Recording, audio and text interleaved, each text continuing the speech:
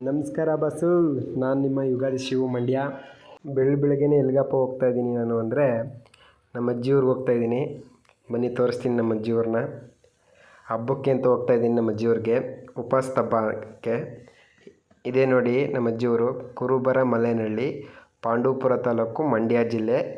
ಪಾಂಡವಪುರ ಮತ್ತು ಕೇರ್ಪೇಟೆ ಮೇನ್ ರೋಡಲ್ಲಿ ಬರುವಂಥದ್ದು, ಚಿನ್ಕುರಳಿ ಪಕ್ಕ ಬರುವಂಥದ್ದು. ಇದು ನೋಡಿ ಅಕ್ಪಟ್ಟು ಅಂತಾರೆ ಇದನ್ನು. ಅಕ್ಕಿ ಹಸಿಟ್ಟು ಮತ್ತು ಅರಿಶಿಣ ಎರಡನ್ನೂ ಬೆರೆಸಿ ಲೋಟದಲ್ಲಿ ಚಿತ್ರ ಥರ ಬಿಡಿಸಿ.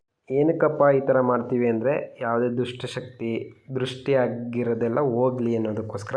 ಮತ್ತು ಕಕ್ಕೆ ಸೊಪ್ಪು, ಬೇವಿನ ಸೊಪ್ಪನ್ನ ಸುತ್ತಿ ಕತ್ತಿ ಕಟ್ತೀವಿ. ನಂತರ ವ್ಯವಸಾಯಕ್ಕೆ ಬಳಸುವಂಥ ವಸ್ತುಗಳು ಅಂದರೆ ನೇಗಿಲು, ನೊಗ, ಅಲ್ಬೆ, ಒನಕೆ, ಕುಡ್ಲು ಇತ್ಯಾದಿ ಸಾಮಗ್ರಿಗಳನ್ನು ಇಟ್ಟು ಅದಕ್ಕೆ ಹೂವು, ಬೇವಿನ ಸೊಪ್ಪು, ಕಕ್ಕೆ ಸೊಪ್ಪು ಎಲ್ಲನ ಇಟ್ಟು ನಂತರ ಮರಕ್ಕೆ ಬಾಳೆದೆಲೆ ಹಾಸಿ ಅದಕ್ಕೆ ಅನ್ನ ಸಾಂಬಾರು ಮನೇಲಿ ಏನು ಮಾಡಿರ್ತೀವಿ ಸಿಹಿ ತಿಂಡಿ ಮತ್ತು ಹಬ್ಬದ ಊಟ ಏನು ಮಾಡಿರ್ತೀವಿ ಅದನ್ನು ತಂದು ಎಡೆ ಇಟ್ಟು ಮನೆಯ ಜನ ಎಲ್ಲ ಪೂಜೆ ಸಲ್ಲಿಸ್ತೀವಿ. ನಂತರ ಮನೆಯಲ್ಲಿ ಸಾಕಿರುವಂಥ ಹಸು ಯಾವ್ದಾದ್ರು ಒಂದು ಹಿಡ್ಕೊಬಂದು ಅದಕ್ಕೆ ಪೂಜೆ ಮಾಡ್ತೀವಿ. ನೋಡಿ ಇವಾಗ ಮಾಡ್ತಿದ್ದಾರಲ್ಲ ನಮ್ಮ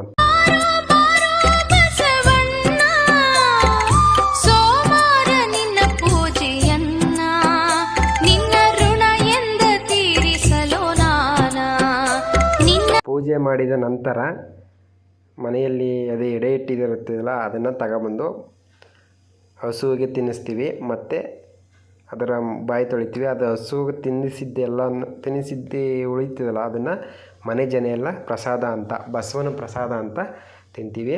ಮತ್ತು ಮನೆ ಸೊಸೆಯಾದವರು ಅವರ ತಾಳಿಯನ್ನು ಬಿಚ್ಚಿ ಅದಕ್ಕೆ ಪೂಜೆ ಸಲ್ಲಿಸಿ ನಂತರ ಬಸವಣ್ಣನ ಹತ್ರ ಹೋಗಿ ತಲೆಗೂ ಮತ್ತು ಕಾಲಿಗೆ ಆ ತಾಳಿಯನ್ನು ಮುಟ್ಟಿಸ್ತಾರೆ. ಏನಕ್ಕಪ್ಪ ಅಂದರೆ ಬಸವಣ್ಣನ ಹತ್ರ ತಾಳಿ ಭಾಗ್ಯ ಗಟ್ಟಿ ಇರಲಿ ಅಂತ ಆಶೀರ್ವಾದ ಪಡೆಯೋ ರೀತಿ ಇದು.